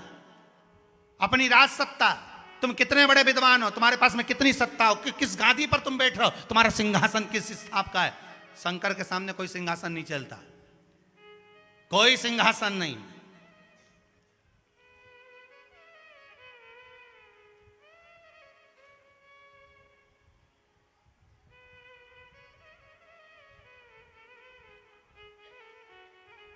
मेरा ओघड़दानी, एक बार भगवान विष्णु ने कह दिया था भोलेनाथ आप बैकुंठ में आकर क्यों नहीं रहते। शंकर भगवान कहते हैं जहां मैं रहता हूं वहां बैकुंठ खुद आता है। संबोधन सुनिएगा, जहां शिव है, शिव मतलब शांति, जहां शिव है वहां सत्य है, सत्य। सत्यम शिवम सुंदर। जहां शंकर है वहां बैकुंठ भी है।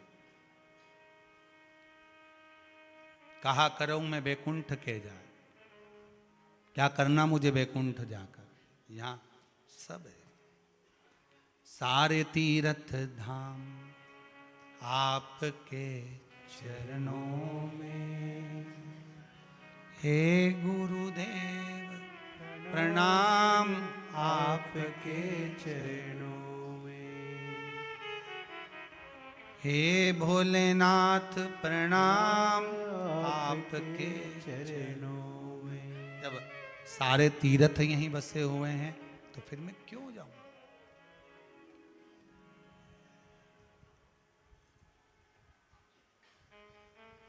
क्यों? मैंने वो कहे, मैंने सबको अपना बनाया था, पर अंत समय में कोई नहीं। बस एक शंकर को छोड़कर, परमात्मा को छोड़कर मैंने सबको बनाया, और अंत देखा तो केवल वही सामने खड़ा था, कोई दूसरा था ही नहीं, कोई नहीं। उलस्त बाबा का संबोधन रहा, आप मुझे पहचानते नहीं हो, चले लेकर गोवर्धन नाथ जी को, और ले जाते ब्रज रज में, ब्रज 84 कोस में, जतिपुरा में गोवर्धन नाथ जी को, ब्रज मंडल में, उस यमुना जी के तट पर सुंदर गोवर्धन नाथ बाबा को रखा कि मुझे लघु शंका आई है, मैं आता हूं, और रखा। जाकर वापिस उठाना चाह, वापिस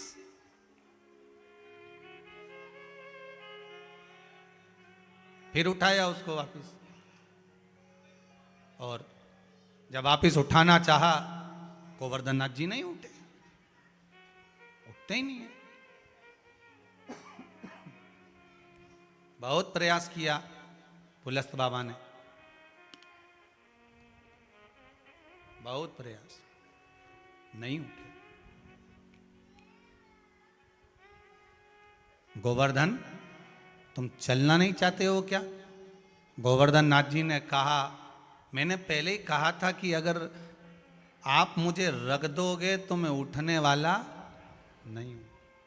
बस जब व्यक्ति के अहंकार को भगवान तोड़ता है तब उसको क्रोध आता है। क्या आता है? क्रोध।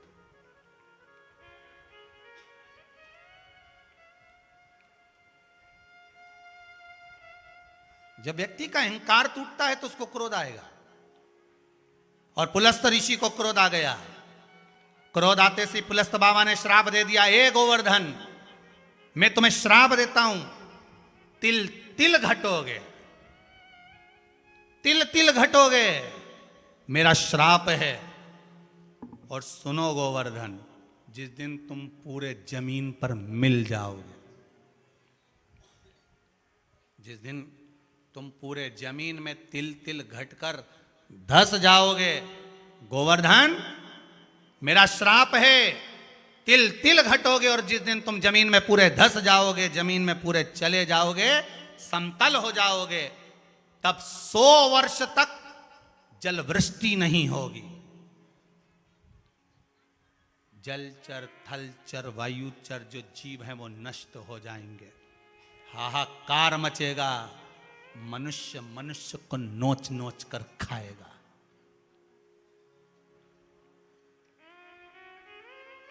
मेरा श्राप। आप लोगों ने सुना है कि नहीं सुना कि तिल तिल गोवर्धन नाथ जी घटते हैं, तिल तिल। मेरा श्राप है। अभी 100 वर्ष जैसे ही तुम भूमि में समाहित हो गए, तिल तिल घटने के बाद जब तुम भूमि में चले गए, सब समतल हो गया, तब 100 वर्ष तक जलवृष्टि नहीं होगी, सारा ब्रह्मांड हिल जाएगा, जलचर थलचर वायुचर सब इस श्राप को झेलेंगे। अरे ये अहंकार टूटता है ना, तो व्यक्ति का जब अहंकार टूटा तो क्रोध आया। अहंकार टूटने के बाद व्यक्ति क्या करता है? इसका बुरा कैसे करना। अहंकार टूट गया ना, तो इसका बुरा कैसे करा जाए, इसको हराया कैसे जाए।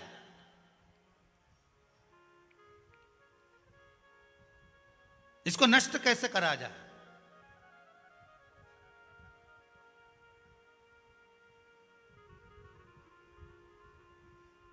जो शंकर को एक लोटा पानी चढ़ाता है ना, उस पर ना तो कभी तंत्र विद्या होती है, ना कोई अघोर विद्या होती है, ना कोई टोना होता है, ना कोई टोका होता है, क्योंकि प्रतिदिन वो शिव जी को जल चढ़ा कर आ रहा है। जब स्वयं महाकाल से मिलकर आ रहा है तो काल उसका क्या बिगाड़ सकता है? कुछ नहीं। मेरा श्राप है, तुम तिल तिल घटोगे और तिल तिल घटोगे, और जिस दिन तुम भूमि में समाहित हो गए, तुम्हारा समतलता का भाव आ गया, बस याद रखना 100 वर्ष तक जल वृष्टि नहीं, लोग तड़फेंगे।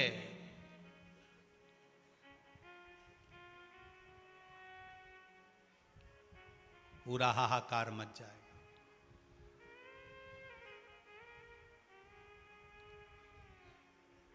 अब गोवर्धन नाथ जी को श्राप दिया था तो ये संसार वालों ने कौन सा बुरा किया था? बोलो तो सही, कुछ करा था आपने, हमने कुछ करा था?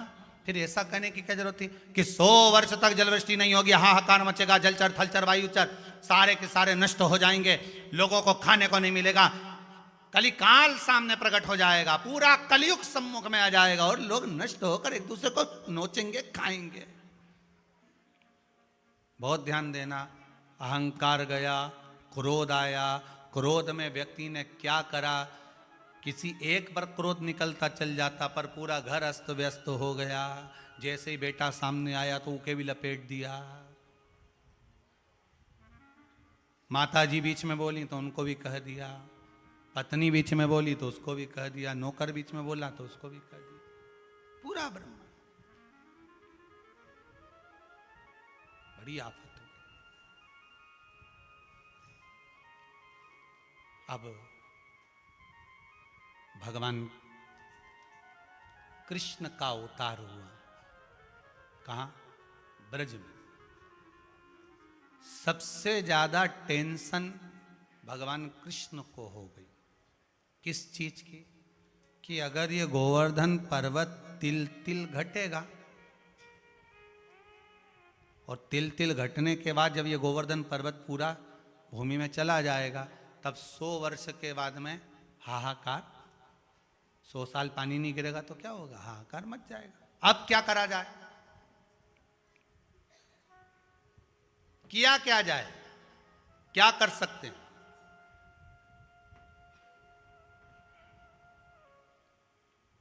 क्या करना चाहिए? आप सबने एक चरित्र सुना होगा कि श्रीमद् भागवत का, कि भगवान गोपियों के साथ रास रचा रहे थे, रास रचाते रचाते भगवान गोपियों के बीच में से ओझल हो गए। सुना कि नहीं सुना भागवत जी में? बोलो तो जम के, सुना है ना? भगवान ओझल हो गए। किसी ने कहा भगवान राधा जी के साथ कहीं चले गए, किसी ने कहा कहीं चले गए। शास्त्र कहता है, गर्ग संहिता कहती है, मेरा द्वारकानाथ मेरे कृष्ण उस समय पर ओझल होकर भगवान देव अधिदेव महादेव से ये पूछने के लिए गए थे कि अब करना क्या है। 100 साल अगर पानी नहीं गिरेगा तो ये ब्रह्मांड तो पूरा गया। अब अपने को तो सोचना पड़ेगा, देवता नहीं सोचेंगे तो कौन सोचेगा? तब भगवान भोलेनाथ ने कहा एक काम करो, जैसे शंकर कंकर में है ना, ऐसे तुम एक बात करो कि गोवर्धन पर्वत की पूजन करा दो। तो गोवर्धन पर्वत की पूजन कराने से क्या होगा? शंकर जी से भगवान कृष्ण पूछ रहे हैं, गोवर्धन पर्वत की पूजन कराने से क्या होगा? भगवान शिव ने कहा अगर गोवर्धन नाथ जी का पूजन हो गया, गिरिराज पर्वत का पूजन हो गया, तो फिर उससे होगा क्या? कि उससे ये होगा कि गोवर्धन नाथ जी का लोग पूजन करेंगे, और गोवर्धन नाथ जी का पूजन करेंगे, और पूजन करते करते करते करते लोगों का जब भाव जागृत हो जाएगा, और गोवर्धन नाथ जी के ऊपर कोई चढ़ेगा नहीं, उतरेगा नहीं, कोई जाएगा नहीं, आएगा नहीं, और गोवर्धन नाथ जी संचित बने रहेंगे और तिल तिल घटेंगे, तब तक देखा जाएगा। अभी तो जितना समय रह सकते उनको रखो संभाल कर, उनको संभाल कर रखो जितना समय रह सकते। ठीक है,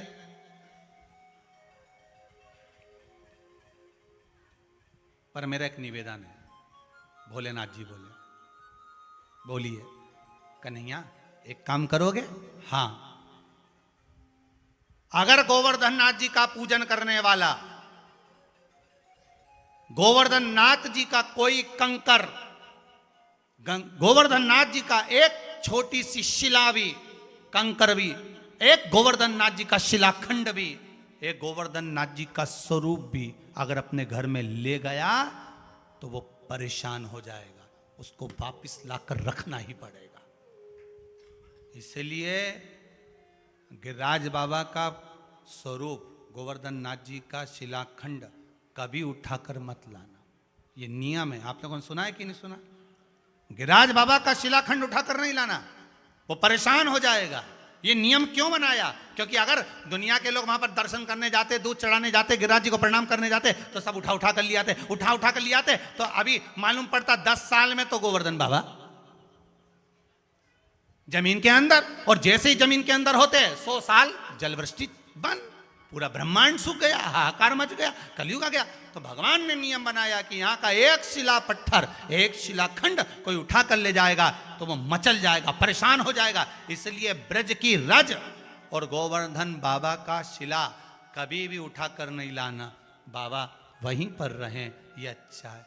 तो फिर कन्हैया ने कहा कि भोलेनाथ अब ये बताओ कि अगर मान लो धीरे धीरे तिल तिल रोज घटेगा तो एक दिन तो अंदर धसेगा ना, फिर क्या होगा? तो भगवान शंकर ने कहा एक काम करो कि इनका नाम है गोवर्धन, पूरे ब्रह्मांड की माताओं को विनती कर दो कि तुम गाय के गोबर का दिवाली के दूसरे दिन गोवर्धन बनाओ। क्या बनाओ? गोवर्धन। उससे क्या होगा? तो कहा पर्वत छोटा होने ही नहीं देंगे, अपन में भी दम है, तुम चिंता मत करो। जब गांव गांव में दरवाजे दरवाजे पर दीपावली के दूसरे दिन गोवर्धन बनेगा, तो गोवर्धन बनेगा तो उस गोवर्धन की जो रज है, गाय के गोबर की जो रज है, सूखने के बाद जमीन में मिलेगी, जमीन में मिलेगी तो उसकी रज बढ़ेगी। अगर उधर का गोवर्धन घट भी गया तो यहां का नहीं घटने देंगे, आप चिंता मत करना। रज जब तक रहेगी तब तक गोवर्धन रहेगा, तब तक 100 साल पानी की तो कमी आने नहीं दी, तुम चिंता मत करो। तो फिर नियम बनाया कि गाय का गोबर लाओ और दिवाली के दूसरे दिन ने गोवर्धन नाथ जी बनाओ। अब आज के ज़माने में सास बहू से के गोवर्धन बनाओ, तो बहुओं के इससे क्या होता है? इससे क्या होता है? उसका फायदा क्या है कि रज घटने नहीं देना है। इसलिए आप सबसे निवेदन है, दिवाली के दूसरे दिन अपने घर के दरवाजे पर गाय का गोबर लाकर गोवर्धन का निर्माण करना चाहिए, पूजन करना चाहिए, अर्चना करना चाहिए, क्योंकि कलयुग प्रवेश नहीं करता, कलयुग टिका रहता है, कलयुग आता नहीं। अब आप लोग तो इसलिए पूजन करते थे कि भाई गोवर्धन जी की पूजन करें, पर उसका प्रमाण क्या है, उसका कार्य क्या है कि शंकर भगवान आज्ञा करें कि गाय के गोबर का गोवर्धन बनवाओ और उसकी पूजन करवाओ। तो गोपियों को सिखाया, किसने सिखाया था गोवर्धन बनाना? जम के बोलिए, गोपियों को गोवर्धन बनाना किसने सिखाया था? गाय का गोवर्धन गोपियों ने किसने सिखाया था? तो कहा कौन सिखा रहे थे? तो कहा भगवान शंकर जब गोपी का रूप रखकर रास करने के लिए पहुंचे हैं, उस समय पर भगवान कुछ दिन निवास कर गाय के गोबर से गोवर्धन बनाना सिखा दिए। ऐसा बनाना, पूजन करना, अर्चना करना, ऐसी करना। जब गाय का गोबर सूखेगा तब अच्छा। अभी बीच बीच में किसी ने बहुत अच्छी अक्ल दे दी लोगों को, आप लोगों को भी मिली होगी। व्हाट्सएप पे बहुत सारी अक्ल आ जाती है, व्हाट्सएप पे बहुत सुंदर सुंदर अक्ल लोग देते हैं कि रोड के किनारे गोवर्धन नहीं बनाना चाहिए, ने ओटला पे बनाओ, ने थाली में बनाओ। अरे शास्त्र कह रहा है जमीन पर बनाओ, जमीन पर बनाओ। वो गोवर्धन जो बनेगा, उसका जो गोबर का एक एक कण कण जब भूमि में मिलेगा, रमेगा। इसलिए गाय का गोवर्धन बनाने के बाद में उस पर गाय के बछड़े को, गाय माता को गांव गांव में निकालते हैं कि वो उछल के रज रज में मिल जाए, रज रज में चला जाए। मेरा गोवर्धन पर्वत घटे ना, बढ़ता जाए। बड़े हो,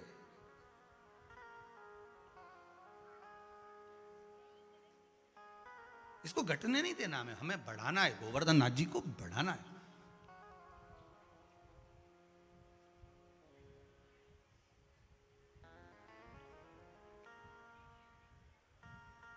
उसकी वृद्धि हो। गिरिराज की शरण में, महाराज की शरण में, बस एक बार आजा गिरिराज की शरण में। बढ़ रहा, तुम घटोगे, कुलस्थ बाबा का श्राप है। और शंकर जी क्या कर रहे हैं? जम के बोलिए, घटने दे रहा है,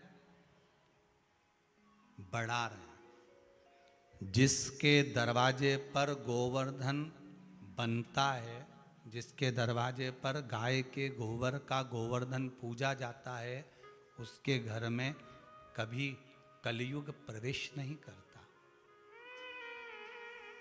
उसके घर में कभी कलयुग प्रवेश नहीं करेगा। 3 चीजें होती हैं रंगोली में, जो रंगोली आप लोग डालते हो, इसमें 3 चीजें होती हैं। आजकल तो फालतू फालतू चीजें ज्यादा बनाते हैं।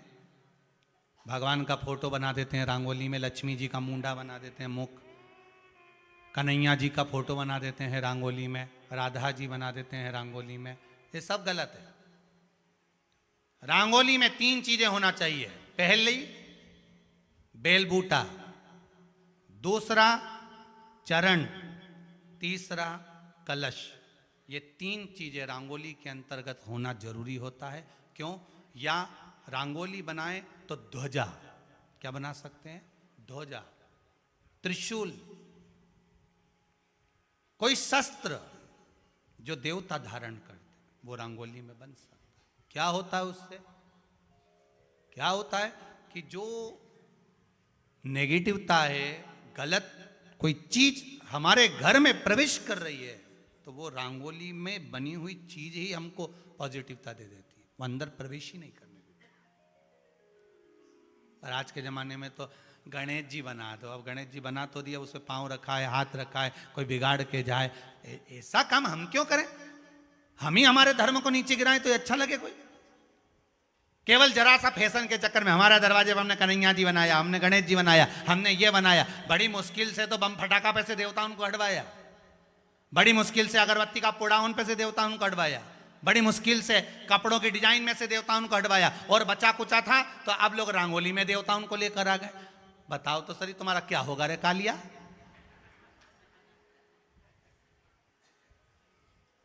जरा सा फैशन के चक्कर में, हाँ हमारी रंगोली अच्छी दिखना चाहिए, हमने बना दिया।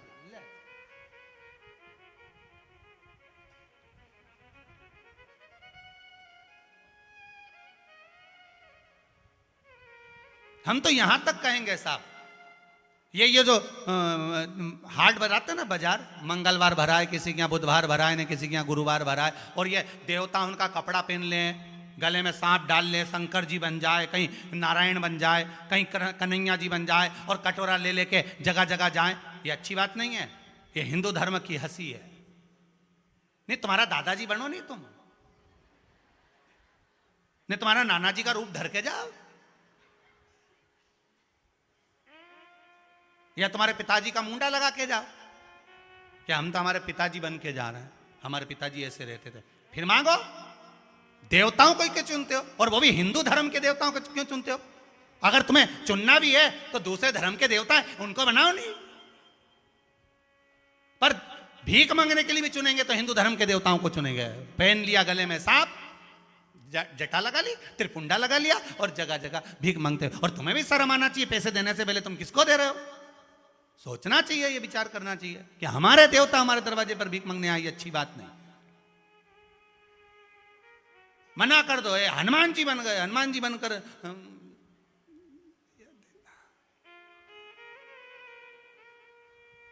ये श्रेष्ठता नहीं, ये ठीक नहीं है।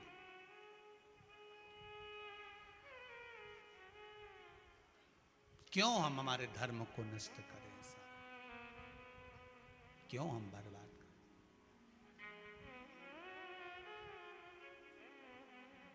महाराज अब पुलस्त बाबा ने क्रोध में आकर श्राप दे दिया कि तुम तिल तिल घटोगे, पर मेरा महादेव देव अधिदेव महादेव कह रहे हैं घटने नहीं दूंगा। घर घर में दरवाजे पर गोवर्धन बनवा दूंगा, और दरवाजे पर जितने गोवर्धन बनेंगे तो गोवर्धन बाबा